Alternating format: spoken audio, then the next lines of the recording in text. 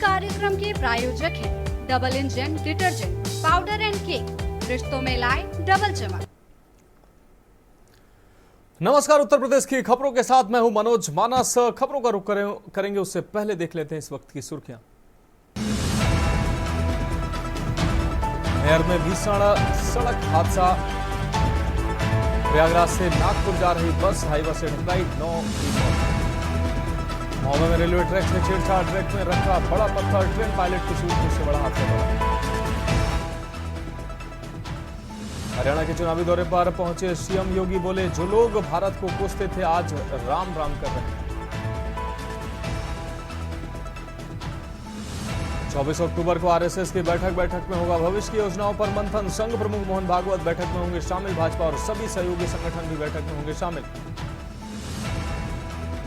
UP के इन 3 जिलों में पीपीपी मॉडल पर खुलेंगे मेडिकल कॉलेज, सरकार बढ़ाने जा रहे हैं एमबीबीएस की सीटें।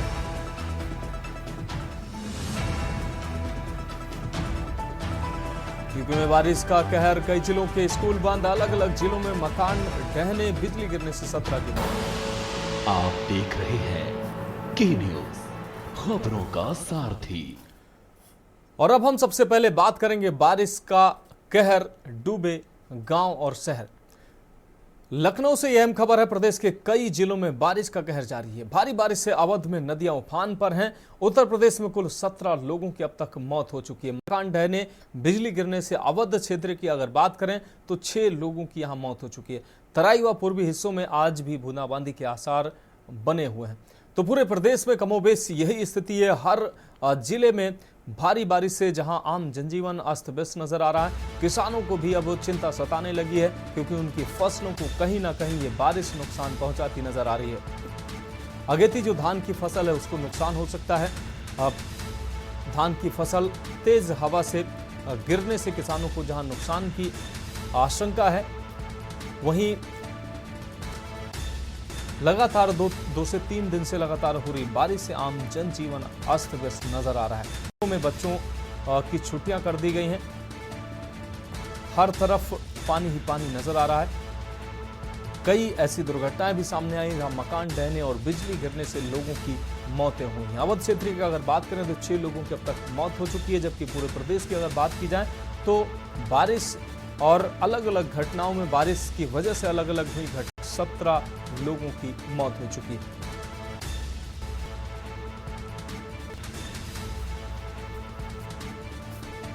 तो मकान ढहने और बिजली गिरने से अवध में 6 लोगों की दुखद मौत हुई है। आपको बता दें, भारी बारिश से नदियां उफनाई हुई हैं, सड़क तालाब में तब्दील नजर आ रही हैं। पूरे प्रदेश में कमोबेश यही हालात नजर आ रहे हैं। स्कूलों में बच्चों की छुट्टियां कर दी गई, बच्चे स्कूल नहीं जा पा रहे हैं। कई जगह दुर्घटनाएं भी हुई हैं।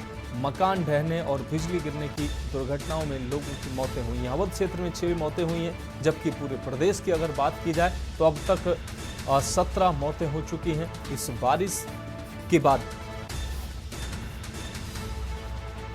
तो भारी बारिश का दौर लगातार जारी है। 3 दिनों से प्रदेश के अलग अलग हिस्सों में भारी बारिश का दौर चल रहा है और इस बीच कई दुर्घटनाएं भी हुई हैं, जिनमें प्रदेश भर में 17 लोगों की मौत भी हो चुकी है।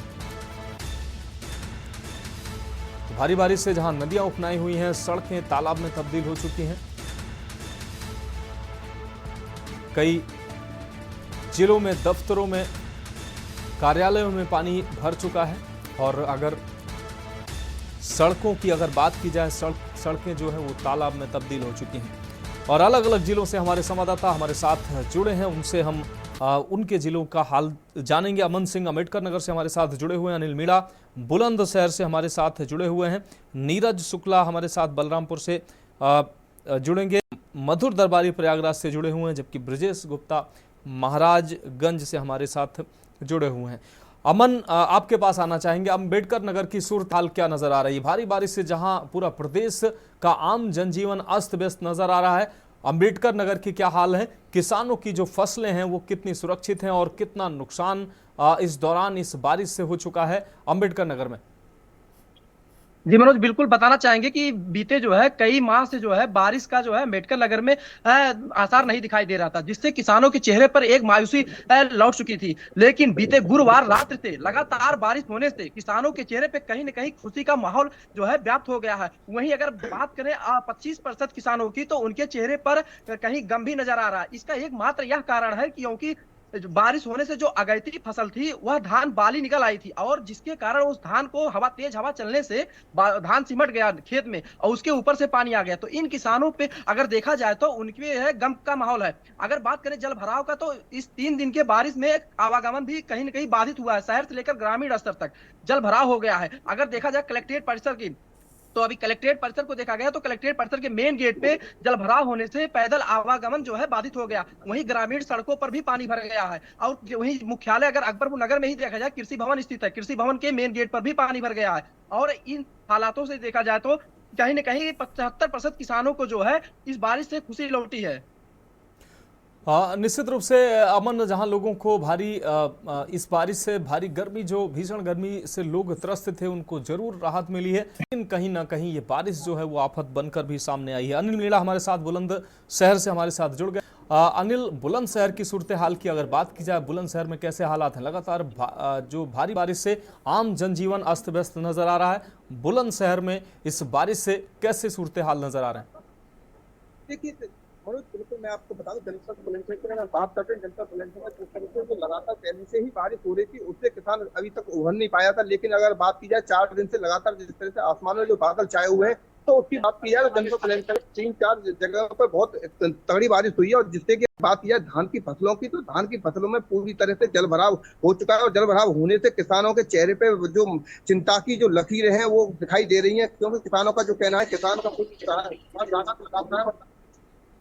जो फसल है वो जलमग्न हो रही है। और जलमग्न होने के साथ साथ अगर बात की जाए प्रशासन की, और तेज हवा के साथ जिस तरह से जो बारिश हुई है, तमाम फसलें जमीन पर गिर गई है। लेकिन अगर प्रशासन की तरफ से अगर बात की जाए, तो प्रशासन की तरफ से मुआवजे के लिए सिर्फ खाना पूर्ति की जाती है। अगर प्रशासन की अगर लगातार देखा जा रहा है कि लोग जो अधिकारी हैं कहीं ना कहीं आंखों में पट्टी बांधे हुए हैं, किसानों को सिर्फ झूठे आश्वासन जरूर दे रहे हैं, लेकिन कोई मुआवजे की अगर बात की जाए तो इस तरह का कोई मुआवजा नहीं दे रहा है जिससे किसानों को कहीं ना कहीं राहत मिल सके। और किसानों की अगर बात की जाए इस समय जो अगर बात की जाए, तो देखिए जो इस समय जो जनपद बुलंदशहर ग्रामीण जो क्षेत्र है, इसमें जो खेती के ऊपर किसान डिपेंड है। अगर बात की जाती है, जो अगैते जो आलू थे, इस समय बरसात होने की वजह से जो अगेती जो आलू की फसल है वो नहीं बो पा रहे हैं। जो खेतों में पानी भरा हुआ है। अगर बात की अगेती धानों की, तो तमाम धान बरसात के कारण जमीन पर गिर चुके हैं। अगर और फसलों की सब्जियों की बात करें, तो सब्जियों में लगातार पानी भरने से काफी सब्जियां जो मर चुकी हैं, और मरने के बाद बाजारों में मार्केट में भी सब्जियां महंगी हो चुकी हैं। अगर बात की जाए लगातार गरीब तबके के लोगों को, जो काम के लिए जो बाहर जाते थे, रोज खाते थे, कमाते थे, उनको भी कहीं ना कहीं जाने में परेशानी का सामना करना है। तो जनपद बुलंदशहर एनसीआर का क्षेत्र है, और एनसीआर में लगातार जिस तरह से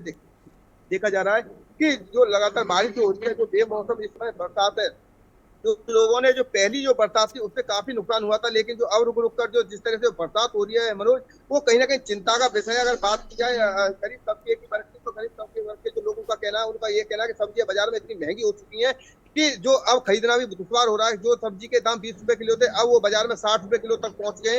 अगर बात की जाए अगर सड़कों की, तो सड़कें जो तमाम सड़कें टूटी हुई हैं, और बरसात के पानी भरने के कारण सड़कों पे ये पता नहीं पड़ पा रही है गड्ढे कहाँ है और आगे सड़क कहाँ है। तो उसमें कहीं ना कहीं लोगों को कहीं ना कहीं चलने आने जाने में परेशानी का सामना करना पड़ा। तो अगर बात की जाए किस तरह से लगातार जो बरसात हो रही है, और जो बेमौसम जो बरसात है, इसने अब इस समय किसान की पूरी तरह से कमर तोड़ के रखी है। और अब अगर देखा जा रहा है कि अगर जो अगाया आलू नहीं बोता है, तो किसान कहीं ना कहीं बहुत ज्यादा नुकसान में आएगा। और नुकसान में आने के साथ साथ अगर बात की जाए जो पिछली फसलों की, जो जैसे धान है, तो धान में भी कहीं ना कहीं बहुत ज्यादा लागत लगी है। अगर बात की जाए धान की फसल की, तो मनोज 4000 से लेकर 6000 रुपए प्रति बीघा के हिसाब से लागत धान में आता है। और जब किसान की वो पूरी फसलें जो बर्बाद हो गई हैं, आगे उसका मुआवजा सरकार कैसे देगी, ये तो अनिल, निश्चित रूप से हमारे संवाददाता ब्रजेश गुप्ता महाराजगंज से हमारे साथ जुड़े हुए हैं। ब्रजेश, अगर महाराजगंज की अगर बात की जाए, महाराजगंज की स्थिति कैसी है? लगातार 3 दिनों से बारिश हो रही है।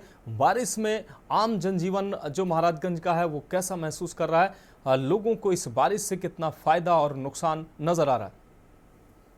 जी बिल्कुल, आपको बता दें कि मनोज, महाराजगंज में लगातार 3 दिन से बारिश हो रही है। बारिश से कहीं ना कहीं जो आमजन है उनका जो है जीवन काफी अस्त व्यस्त है। लेकिन महाराजगंज की बात करें तो महाराजगंज जो है भारत नेपाल सीमा से सटा हुआ है। नेपाल के द्वारा 4,20,000 क्यूसेक पानी छोड़ा गया है, जिसमें जो महाराजगंज जो नेपाल से निकलने वाली नदियां हैं, महाराजगंज होते हुए अन्य जगह जाता है, वहां पे भी जो है जो महाव नाला है उस पे भी काफी दबाव है। हालांकि महाव नाला अगर टूटेगा तो करीब दर्जनों गांव जो है प्रभावित होंगे। लेकिन कल ही जो है जिला अधिकारी और पुलिस अधीक्षक सोमेंद्र मीणा और अनुनय झा ने जो है महाव नाले का निरीक्षण किया है। वहां के जो अपर जिला अधिकारी हैं और तहसीलदार हैं उनको निर्देशित किया है और एनडीआरएफ और पीएससी की टीम जो है उसको अलर्ट किया है। लेकिन जो सबसे बड़ी बात समझने वाली बात यह है कि उत्तर प्रदेश सरकार जो है हर साल सिंचाई विभाग को जो है करोड़ों रुपया जो है बंधे की मरम्मत के लिए खर्च करता है, लेकिन कहीं ना कहीं जो है सिंचाई विभाग के दावे खोखले होते हैं और इसका खामियाजा जो है किसानों को भुगतना पड़ता है। लेकिन जो सबसे महत्वपूर्ण चीज है वो महाराजगंज जिले का स्वगी बर्मा क्षेत्र जो है अभी भी जो है बाढ़ के पानी में डूबा हुआ है। लोग जो है अपने छतों पे चढ़ के जो है अपना जीवन बचाने की कोशिश कर रहे हैं, लेकिन प्रशासन के जो दावे होते हैं वो दावे फेल होता हुआ नजर आ रहा है। जी मनोज। हाँ, निश्चित रूप से ब्रजेश साहब हमारे साथ बने रहिए। मधुर दरबारी हमारे संवाददाता प्रयागराज से हमारे साथ जुड़ गए हैं। मधुर, प्रयागराज की अगर बात करें तो प्रयागराज की सूरत हाल कैसी नजर आ रही है? भारी बारिश से जहां आम जनजीवन प्रदेश के हर जिले में लोगों का जो आम जनजीवन है वो त्रस्त नजर आ रहा है। प्रयागराज की अगर सूरत हाल की बात करें तो प्रयागराज में कैसे सूरत हाल है? मनोज, मैं आपको बता दूं कि अमूमन जो है जुलाई अगस्त जो महीने होते हैं वो बरसात के लिए माना जाता है कि पानी बरसता है। खासतौर पर प्रयागराज के बाद मैं आपको बता दूं कि यहाँ पे जुलाई अगस्त जिसे सावन का महीना कहते हैं अगस्त के महीने को, तो उसमें जो है पानी काफी बरसता है। लेकिन इस बार कुछ विडंबना देखने को मिली कि जुलाई अगस्त के महीने में यहाँ पे ज्यादा पानी नहीं मिला, थोड़ी बहुत छींटाकशी जरूर हुई। लेकिन आपको बता दूं कि सितंबर खत्म पे होने जा रहा है और यहाँ पे जो है मूसलाधार बारिश देखने को मिल रही है। खासतौर पर पिछले 3 दिनों में यहाँ पे काफी मात्रा में पानी बढ़ता है। और कल तो मैं आपको बता दूं कि करीब 1.5-2 घंटे पानी जो बढ़ता है उसमें करीब 60 mm पानी जो है रिकॉर्ड किया गया, जो कि एक अच्छी खासी क्वांटिटी मानी जाती है पानी की, जो कि सितंबर के महीने में आप पिछले 2-4 साल अगर देखें आप साल तो आपको देखने को नहीं मिलती थी। लेकिन आपको बता दूं कि इससे जो है अभी फिलहाल यहाँ पे महाकुंभ का कार्य होने वाला है, महाआयोजन होने वाला है जनवरी में, और उसको लेकर के यहाँ पे पूरी तैयारियां चल रही है। ऐसे में गड्ढे जगह जगह खुदे हुए हैं, सीवर लाइन खुदी हुई है और कई जगह जो है वहाँ पे पानी दिखाई पड़ा। और पूरे मैं आपको बता दूं कि इसी क्या कहते हैं रेलवे स्टेशन पर जंक्शन में मैं बता दूं कि सिटी साइड पे जो है वहाँ पे एक रिक्शा वाला जो 55 साल से लगभग उम्र थी उसकी कल उसमें मौत हो गई, क्योंकि वहाँ पे जो है जो वहाँ पे आश्रय दाता बनाया गया था। यात्रियों जो महा आयोजन होने वाला उसके लिए यात्री आश्रय बनाया गया था, उसके 3 नंबर पे एक रिक्शे वाले की मौत हो गई, क्योंकि वहाँ पे गटर जो है वहाँ पे टीन का शेड था उसके ऊपर गिरा और इस तरह से यह हादसा हुआ है। तो इसको लेकर के रेलवे भी कहीं ना कहीं चिंतित है कि करोड़ों की तादाद में यहाँ पे महाआयोजन होने वाला, करोड़ों की तादाद में यहाँ पे जब लोग आने वाले हैं, श्रद्धालु आने वाले हैं, तो कल जब जिस तरह की हादसा हुआ है उसको ये एक बड़ा चिंता का सबब बनता है कि यह समस्या जो है कैसे इससे निजात मिलेगा। और इसके अलावा मैं बता दूं कल जब पानी बरसा है तो पूरा शहर लबालब रहा और मेरे सामने मैं उस समय फील्ड में मौजूद था और पूरा मेरे सामने देखते देखते जो सड़कें वो दरिया बन गई पूरी तरीके से और लबालब पानी से भर गई। चाहे यहाँ आपको बता दूं मैं नेहरू पार्क के पास वहाँ पे स्थित था, वहाँ पे सड़कें जो है जो रोड थी वहाँ नेहरू पार्क की रोड वो पूरी तरह से पानी से लबालब हो गई। वहाँ का जो सीवर था वो पूरे ओवरलैपिंग कर रहा था और उसमें जो किसी भी तरह खतरा हो सकता है, क्योंकि गाड़ियां निकल रही थी, उनको नहीं मालूम था कि वहाँ पे कहाँ पे सीवर है, कहाँ पे सड़क है। सड़क के बड़े बड़े गड्ढे थे और वही हाल पूरे करीब कमोबेश सड़क पूरे कह सकते हैं पूरे शहर का है। और इसके अलावा आपको मैं बता दूं कि यहाँ पे डांड का पुल है जो सिविल लाइन और चौक जो 2 मुख्य हमारे जो मार्केट है उनको जोड़ता है और वहाँ पे भी जो पूरा पानी भरा हुआ था। इसके अलावा शहर के कई तमाम जगह पे न्यूकरगंज एरिया है वहाँ पे पानी भरा हुआ था, तो कई लोगों के घरों में पानी भर गया जा करके। और इसके अलावा मैं आपको बता दूं संदर्भ क्षेत्र जो है वो जो है यहाँ के लिए इस समय जो है आफत के वो बना हुआ है, क्योंकि महा आयोजन होना है और वहाँ पे गंगा और जमुना का जलस्तर ऑलरेडी बढ़ा हुआ है और वो अभी 2-4 दिन खतरे के निशान में काफी करीब पहुंच गई थी। और ये ऐसा मैंने वहाँ पे जो बाढ़ नियंत्रण अधिकारी से बात की तो उन्होंने कहा कि करीब इस तो 1 महीना करीब लगेगा, करीब 25 से 3 दिन लगभग ऐसे लग जाएंगे जब इस महाआयोजन की तैयारियां फिर से शुरू हो पाएंगी, अगर मौसम पूरी तरह से साफ रहता है। लेकिन जिस तरीके से 2-3 दिन ये वर्षा हुई है, जिस तरह से बरसात हुई है, जो आसमानी आफत बरसी है, उससे ऐसा लगता नहीं है कि ये समस्या से अभी निजात पाया जा सकेगा। और वहाँ की जो तैयारियां चल रही हैं उस पर डेफिनेटली बड़ा झटका लगा है। कल की जो ये तैयारियां हो रही है उसको लेकर के काफी बड़ा झटका लगा है। जैसे मैं आपको बता दूं इसके अलावा जो है महंगाई भी इससे काफी बढ़ रही है, क्योंकि बेमौसम बरसात निश्चित रूप से मधुर हो रही हैं और फसलें खराब होने से जी, निश्चित रूप से मधुर, हम रात्रि आपके के पास टाइम जब काफी मधुर दंगे हो आपके रहे पास हैं। आएंगे। अमन सिंह हमारे साथ अम्बेडकर नगर से जुड़े हुए हैं। अमन, एक बार फिर से आपके पास आएंगे। अमन, लगातार आप किसानों की समस्या अम्बेडकर नगर में उठाते रहे हैं। लगातार जिस तरीके से बारिश हो रही है, किसानों को कितना नुकसान हो रहा है, जैसा कि आप लगातार किसानों की बात करते रहे, किसानों की फसल जो है, अगेती फसल जो है, वो धान की काफी नुकसान पहुंचा है बारिश से, और जलभराव की लगातार आप समस्या की बात करते रहे। तो अभी आज की अगर बात की जाए, आज मौसम कैसा है, और जो 2-3 दिन से ये लगातार बारिश हो रही है, इससे अंबेडकर नगर वासियों को कितना नुकसान हुआ है?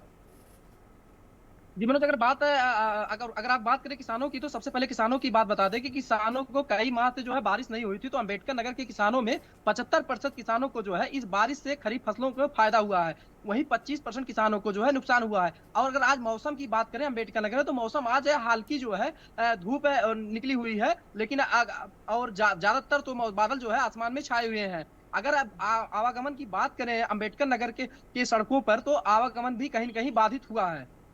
और अगर किसानों की बात करें, तो सब्जी की फसलों को लेकर मात्र जो है, और गन्ने की फसल को लेकर यही नुकसान हुआ है, और ज्यादातर अगैती धान को नुकसान हुआ, और किसी किसान को जो है 75% किसानों को नुकसान नहीं हुआ अमन, है। जिन किसानों को नुकसान हुआ है, प्रशासन ने उनकी उस नुकसान की भरपाई के लिए कोई कदम उठाना शुरू किया है? जी जी, बीते जो है 2 दिन पहले जो है जिला कृषि अधिकारी पीयूष राय अंबेडकर नगर से वार्ता हुई थी के न्यूज की। तो उन्होंने बताया था कि इसका स्थानीय रूप से राजस्व विभाग और कृषि विभाग की टीम जो है स्थानीय रूप से इसका आकलन करना शुरू कर दी है, और अगर अस्थायी जिसका नुकसान पाया गया उसको जो है राजस्व विभाग की और कृषि विभाग की तरफ से जो है उसका नुकसान की भरपाई की जाएगी फसल बीमा योजना के तहत। बिल्कुल। अमन, आप हमारे साथ बने रहिए। अनिल मीणा हमारे साथ बने हुए हैं। अनिल आपके पास आएंगे, उससे पहले लखनऊ से इस बीच बड़ी खबर सामने आ रही है। इस वक्त की बड़ी खबर लखनऊ से सामने आ रही है।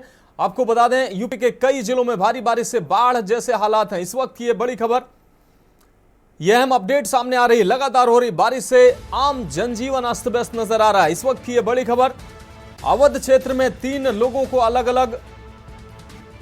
की मौत हुई है। गोरखपुर बस्ती मंडल में 3, फतेहपुर में 1 व्यक्ति की मौत हुई है। तो अलग अलग इस बारिश से दुर्घटनाएं हुई हैं, जिनमें मौतों की भी खबर सामने आ रही है। अब तक 17 मौतें उत्तर प्रदेश में हो चुकी हैं। आकाशीय बिजली गिरने से 6 लोगों की जान जा चुकी है। तो इस वक्त की बड़ी खबर आपको दिखा रहे हैं। नदियों का जलस्तर बढ़ने से कई गांव पानी में डूब चुके हैं। कई गांव का संपर्क टूट चुका है।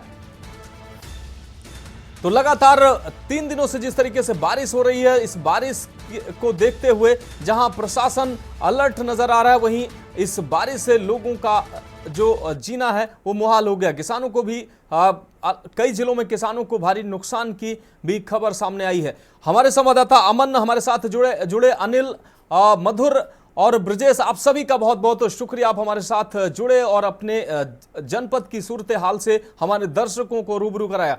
तो यह हम खबर आपको दिखा रहे हैं। लगातार भारी बारिश से जहां आम जनजीवन अस्त व्यस्त नजर आ रहा है, वहीं कई लोगों के कई मौतों की भी खबरें सामने आ रही हैं। नदियों का जलस्तर लगातार बढ़ चुका है और लोग इस बारिश से बेहाल नजर आ रहे हैं। तो खबरों में वक्त एक ब्रेक का है, जल्द रुकेंगे। आप देख रहे हैं के न्यूज, खबरों का स्वागत है आपका। बढ़ते हैं अगली अहम खबर की तरफ। मेरठ से अहम खबर है, जहां महिला के घर में घुसकर छेड़छाड़ का मामला सामने आया। मारपीट का भी आरोप लगा है। 1 दर्जन से ज्यादा दबंगों ने महिला के साथ मारपीट की है। पीड़ित का आरोप है कि उसे जान से मारने की कोशिश की गई है। सरेराह महिला के साथ मारपीट का वीडियो वायरल हो रहा है। सूदखोर पर जबरन मारपीट का आरोप लगा है। छेड़छाड़ का आरोप भी लगा है। लिसाड़ी गेट थाना क्षेत्र का यह पूरा मामला है। तस्वीरें साफ तौर से आप देख पा रहे हैं। तो सरेराह मारपीट की गई है। तो मेरठ से यह खबर आपको दिखा रहे हैं। महिला के घर में घुसकर छेड़छाड़ और मारपीट की गई है। आपको बता दें, 1 दर्जन से ज्यादा दबंगों ने महिला के साथ मारपीट की है। पीड़ित का आरोप है कि जान से मारने की कोशिश की गई है। सरेराह महिला के साथ मारपीट का वीडियो भी सामने आया है। आपको बता दें, सूदखोर पर जबरन मारपीट का आरोप लगाया है, वहीं छेड़छाड़ का भी आरोप लगा है। लिसाड़ी गेट थाना क्षेत्र का यह पूरा मामला है। तस्वीरें साफ तौर से आप देख पा रहे हैं किस तरीके से दर्जनों दबंग मारपीट करते नजर आ रहे हैं।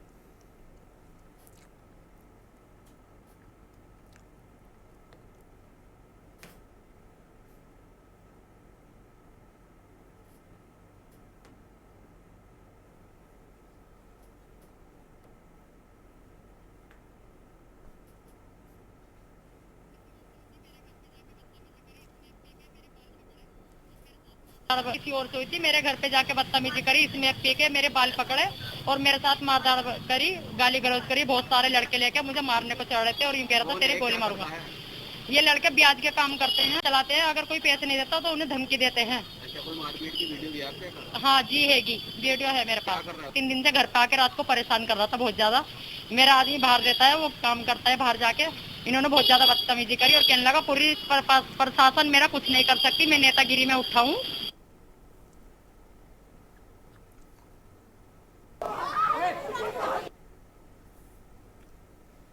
तो तस्वीरें साफ तौर से आप देख पा रहे हैं, दबंगों के द्वारा मारपीट की गई है। आपको बता दें महिला को घर में घुसकर महिला से मारपीट की गई। उसके बाद सरेराह महिला से छेड़छाड़ का भी महिला ने आरोप लगाया है।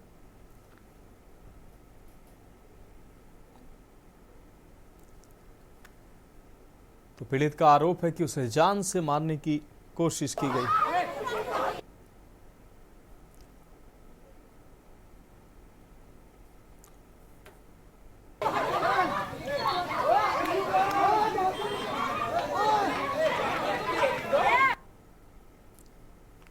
सरेराह महिला के साथ मारपीट का वीडियो वायरल सामने आया है।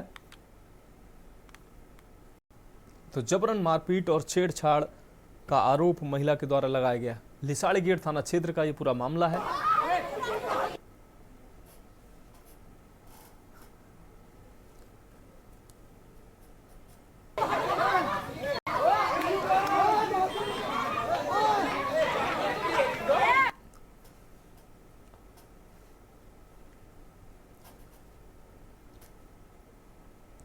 अब रुक करेंगे अगली खबर का। बलिया से अगली खबर है, जहां बकुलाहा मांझी रेलवे ट्रैक के पास लखनऊ छपरा एक्सप्रेस के पत्थर से टकराने के मामले में जांच का दायरा बढ़ता नजर आ रहा है। देर रात तक जहां रेलवे की सुरक्षा एजेंसी से जुड़े लोग जांच पड़ताल करते रहे, वहीं डॉग स्क्वाड टीम ने भी रेलवे ट्रैक और उसके आसपास की जगह पर छानबीन की है। रेलवे सुरक्षा बल छपरा के assistant security commissioner Mukesh Kumar का कहना है कि ट्रेन नंबर 1504 इस ट्रैक से पास हुई थी। ऐसे में ट्रेन के ड्राइवर को महसूस हुआ कि ट्रेन से कुछ टकराया है। रेलवे ट्रैक पर खरोच के निशान दिखाई दिए।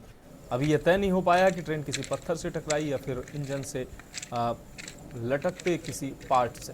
हालांकि असिस्टेंट कमिश्नर ने बताया कि ट्रेन के ड्राइवर और गार्ड से पूछताछ के साथ ही इंक्वायरी चल रही है। आखिरकार उन्होंने ट्रैक पर क्या देखा था।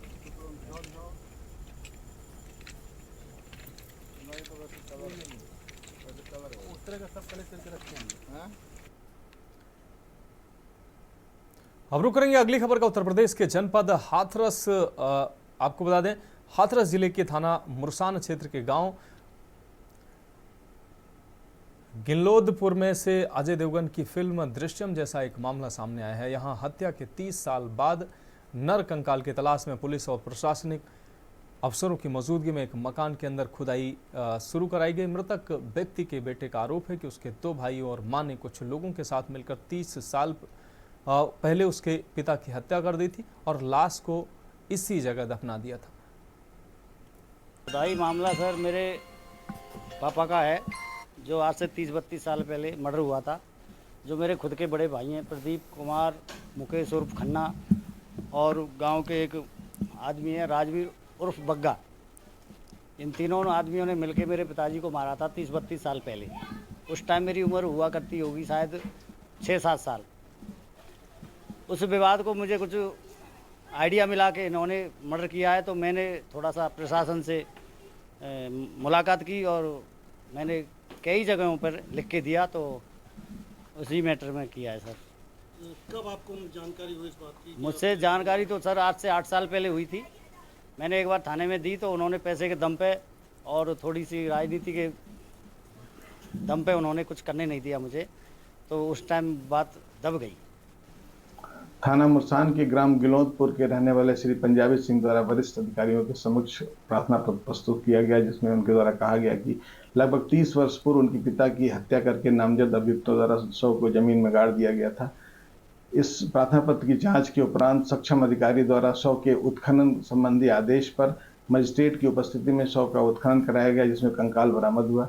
मजिस्ट्रेट द्वारा कंकाल का पंचायतनामा भरकर पोस्टमार्टम हेतु रवाना किया गया। डॉक्टर द्वारा पोस्टमार्टम करने के पश्चात कंकाल की सैंपलिंग करते हुए DNA मैच कराने के लिए time since death, age, sex और कॉज ऑफ डेथ के लिए सैंपल तैयार किया गया, जिसे तो फिलहाल खबरों में अभी के लिए इतना ही। मुझे दीजिए इजाजत और आप देखते रहिए के न्यूज़ इंडिया।